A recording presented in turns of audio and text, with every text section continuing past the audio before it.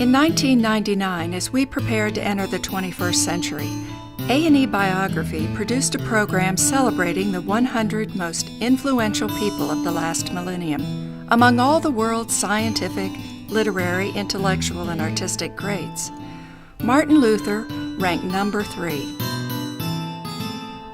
Luther was born November 10, 1483, in Eisleben, Germany, to Hans and Margareta Luther.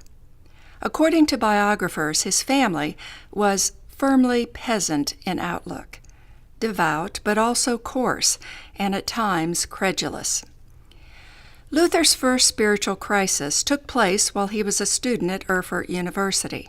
Luther attended the university from 1501 to 1505, earning both his bachelor's and master's degrees during that time. But on July 2nd, in 1505, while traveling back to school following a visit home, a terrific storm came up, and a sudden bolt of lightning struck him to the ground.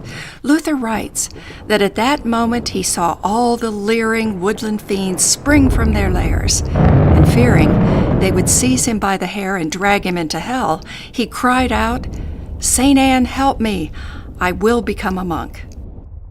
2 weeks later, much to his father's dismay, he entered the Augustinian cloister.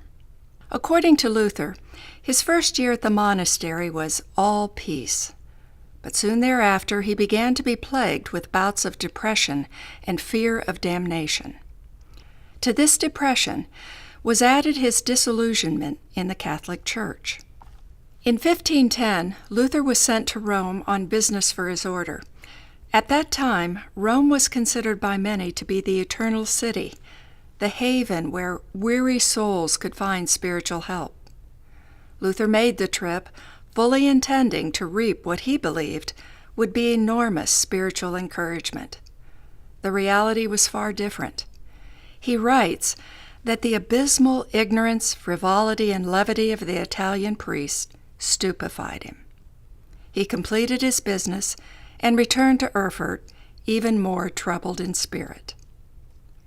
In 1512, he was transferred to Wittenberg University, and soon after became a doctor of theology.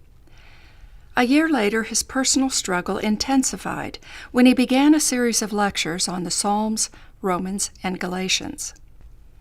It was during this time of biblical study that the light of God's Word, so beautifully captured in Edward Ward's portrait, dawned on the great reformer.